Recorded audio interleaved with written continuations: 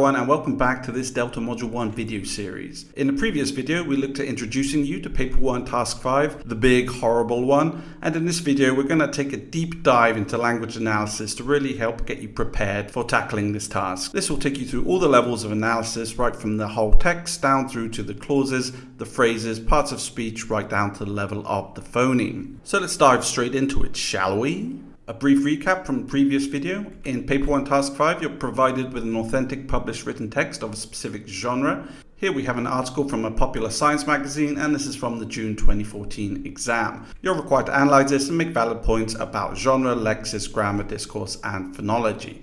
Lexis and grammar will be the primary focus of this video. On the next page, the task is set out like this with 4 parts, A, B, C, and D. Part A is always about analysis of genre, and we'll look at this in a future video. B, C, and D are more detailed analyses of the 4 language systems. Again, we're looking at lexis and grammar in this one. And one part or subpart will also be phonology. Orientation out the way, let's go back to the main text and look at all the various levels of analysis we can put it through. Starting with the text itself. And when we say text, it doesn't always have to be a written text. It can also be a spoken text. In this case, though, it is written.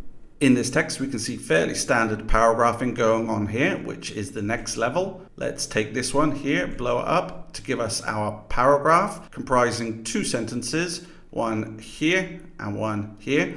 Let's take one of those, the top one, and now we're at the level of this sentence. And to give this a bit more context so you know what the article's talking about, it's essentially about a group of scientists doing experiments to reduce energy expenditure in buildings.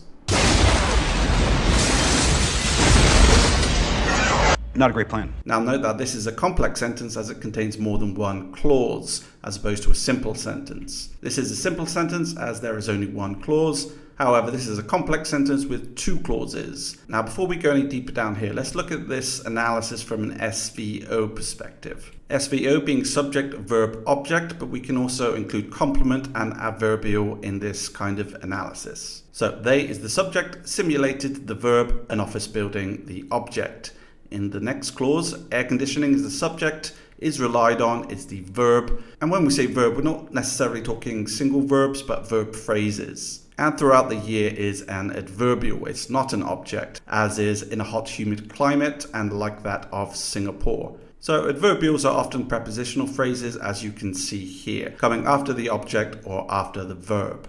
How about a complement? We can't see any here, but if I add on another sentence, it was a fun project. A fun project is now a complement. It, still the subject, was is the verb, and the complement provides additional information about the subject. It describes the subject and it follows a linking verb like to be here. So the SVO analysis is a bit more superficial, but it's still very useful to know, and you will need to use this in Paper 1 Task 5. Now let's move down one level to the level of the clause. So we said there are 2 clauses here because it's a complex sentence. The main clause in yellow and the subordinate clause in teal. The main clause, they simulated an office building in a hot, humid climate like that of Singapore. Subordinate clause, where air conditioning is relied on throughout the year.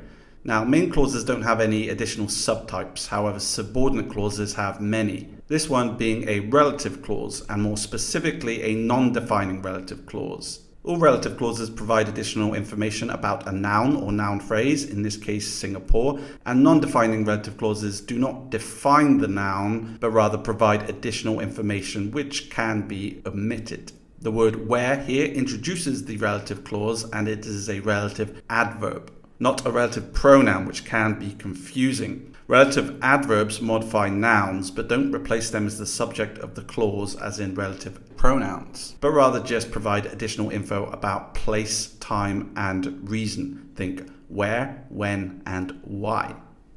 Let's mix this sentence up a little bit, and we have the office building that they used was simulated in a hot, humid climate like that of Singapore, blah, blah, blah. So now we've got 2 subordinate clauses and still 1 main clause. This is not 2 separate main clauses. This is just one long main clause which has been split by this subordinate clause here. If we just take this out, it still reads fine. The office building was simulated, blah, blah, blah. Both of these are relative clauses. However, this first one is now a defining relative clause.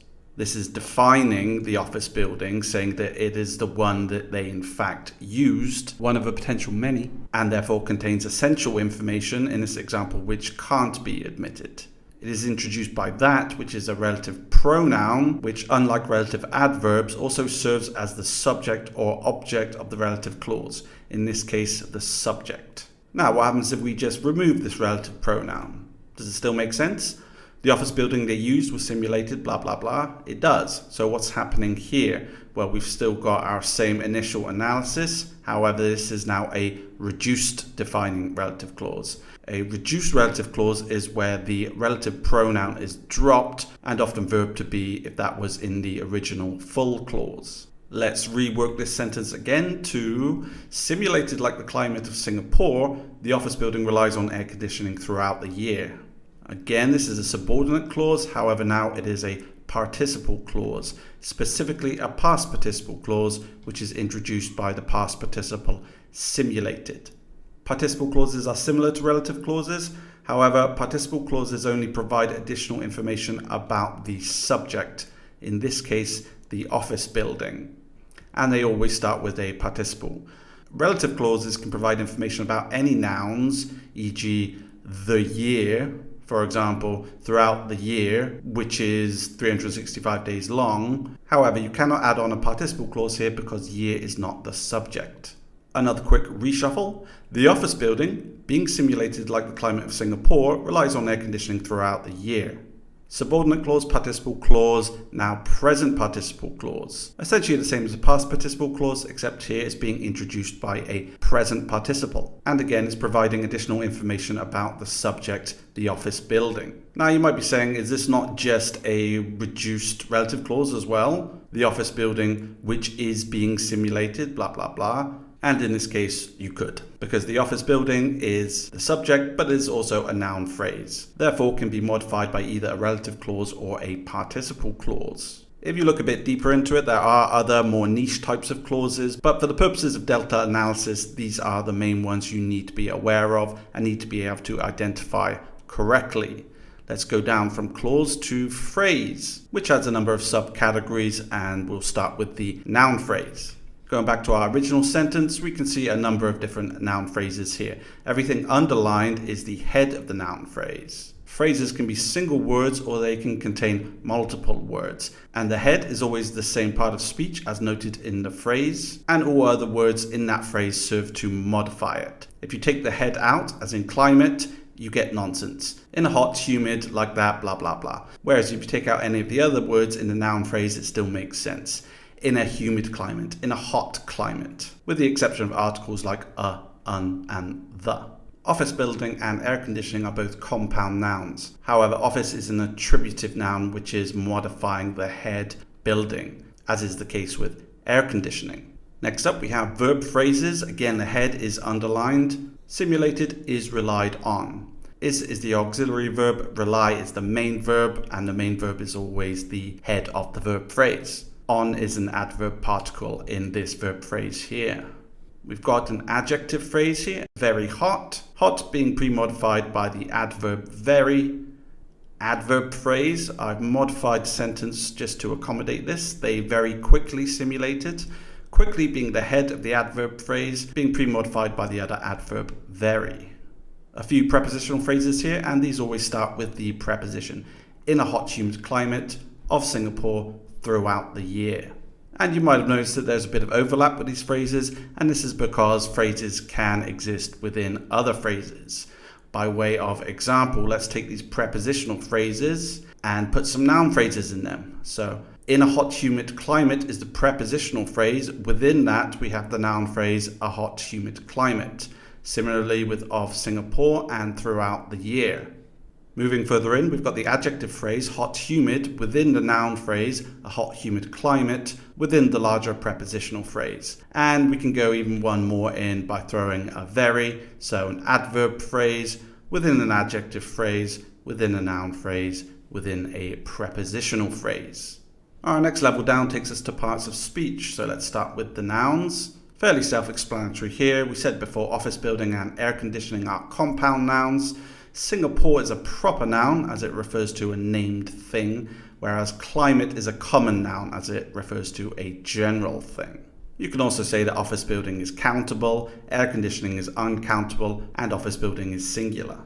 Next up is pronouns, they and that. They being a personal pronoun, that being a relative pronoun which substitutes for the noun phrase a hot, humid climate.